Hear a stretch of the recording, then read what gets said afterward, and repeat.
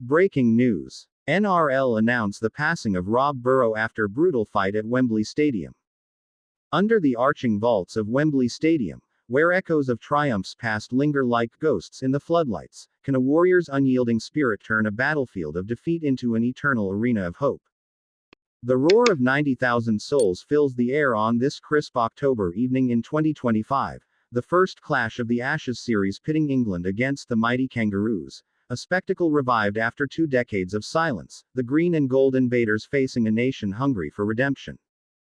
Floodlights pierce the twilight haze, casting long shadows across the pitch as captains George Williams and Issa Yeo exchange nods, the weight of history pressing down like the autumn chill. This is no mere game, but a rite where rugby's soul is bared, where every tackle whispers of legacies forged in mud and glory.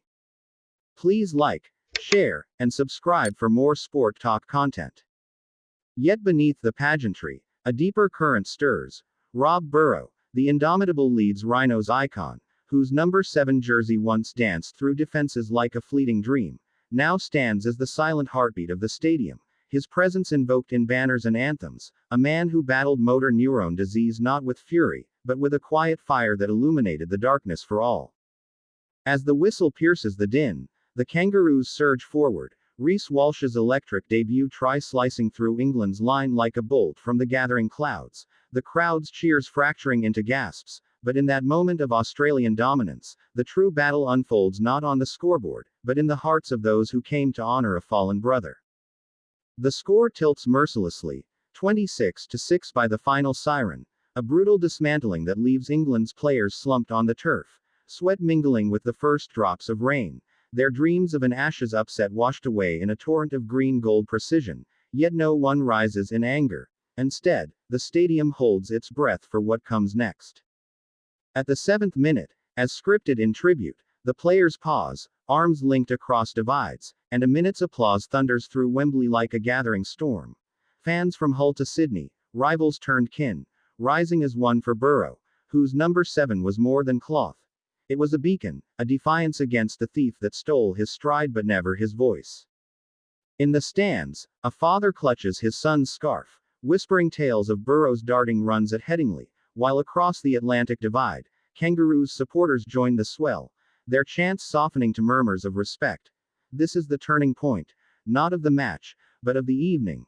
A raw, unspoken vow that sport's fiercest foes can kneel together before a greater adversary, time's cruel hand. The applause fades, but its echo lingers in private exchanges on the sidelines. Williams, eyes glistening, shares a word with Yeo about Burrow's final documentary plea. Don't waste a moment, a line that cuts deeper than any forward pass, binding these warriors in a fraternity forged not in victory, but in the shadow of loss. As the Kangaroos claim their 1-0 lead, the scoreboard's glow seems dimmer, overshadowed by massive screens replaying Burrow's wheelchair dashes in charity marathons, his grin defiant amid the machinery, and the crowd erupts anew, not in conquest, but in catharsis, a collective exhale that transforms defeat into something sacred. In the aftermath, as players trudge from the field, the news ripples outward like ripples from a stone cast into the Thames. Social feeds ignite with #Burrow7 trending worldwide, from NRL heartlands in Sydney to Super League pubs in Pontefract, fans etching digital memorials, scarves laid at statues, videos of applause clips amassing millions of views overnight. Across oceans, NRL clubs pause training, coaches like Wayne Bennett murmuring of Burrow's influence on global awareness, his £20 million fundraising odyssey with Kevin Sinfield bridging codes and continents, turning a personal hell into a universal call to arms against MN's silent siege. The tributes cascade. Prince William's tweet of quiet admiration, echoed in Liverpool's streets ahead of the second test, where Everton's new stadium will host under Burrow's watchful legacy. It's a cultural ripple, weaving rugby's rough-hewn heritage with threads of vulnerability, reminding a divided world that heroes bleed, falter, and rise not alone, but carried by the roar of the unseen crowd. Historically, Wembley's hallowed turf has witnessed empires of the game rise and fall.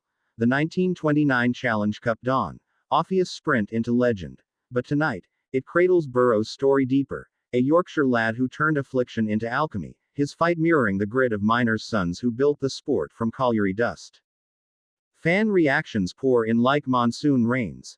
A Wigan supporter's post, "He made us all better, win or lose," viral in hours. Across X, threads weave personal confessions. Coaches crediting his resilience for saving their own hidden battles. Families vowing midnight runs in his name, the moment's meaning deepening like roots in ancient soil. This isn't mere mourning. It's a reclamation. Burrow's passing, announced mere months after his 2024 farewell. Intertwining with the Ashes revival, a poignant irony where Australia's triumph at his spiritual home underscores life's unscripted poetry, sports drama paling before humanity's quiet epics. As the stadium empties, leaving behind a confetti of programs stamped with his silhouette, we reflect. What does this say of us, that a scrum half's whisper can hush a coliseum? In Burrow, we see sportsmanship not as chivalric code, but as raw nerve, tackling fear with the same ferocity one saves for the try line. His legacy whispers of character unyielding, values etched in every labored breath, humility in glory, as when he'd credit the pack for his solo brilliance, generosity in chains, pushing wheelchairs across finish lines while mates like Sinfield ran marathons in the rain, proving that true strength is borrowed from the bonds we forge. In the quiet hours post-match, as London lights flicker awake, we ponder humanity's fragile dance, how a game of collision births moments of communion, teaching that legacy isn't trophies hoarded, but fires kindled in others, Burrow's flame now a constellation guiding the lost through their own tempests. Reflect on the father he was, shielding 3 young hearts from the storm's full fury, or the advocate who bared his frailty to fund hope for strangers. It's a mirror to our values, urging us to live not for the roar, but for the hand extended in silence, the courage to name the shadows we all carry. These reflections peel back the veneer of athletic myth, revealing the man, a boy from Featherstone who dreamed audaciously, played ferociously, and loved boundlessly, his story a testament that true valor blooms not in stadium spotlights, but in the dim wards where resolve is the only medicine left. Yet in this introspection lies inspiration. A call to honor his unbreaking gaze by mending our own fractures, to let his fight infuse our fields, our families, our fleeting days with purpose, reminding that every heartbeat is a chance to defy the inevitable, to leave echoes that outlast the flesh. In the hush following the final whistle, Kevin Sinfield's voice breaks through the ether, his post-match words a eulogy wrapped in gratitude. Rob taught us to run for each other, to carry the load when legs fail. Today, at Wembley, we ran for him, and we'll keep running, because that's what brothers do. Burrow's own reflections, captured in his last BBC dispatch, resonate like a siren's song. "I don't want pity. I want you to see the joy in every second, the love in every stumble. Life's too precious for anything less, so grab it, hold it tight, and never let go." From his wife's tender missive, shared in the dawn after his passing, he was our anchor, our spark. Through the haze, he laughed, he loved, and in that, he won every battle, leaving us richer for the fight.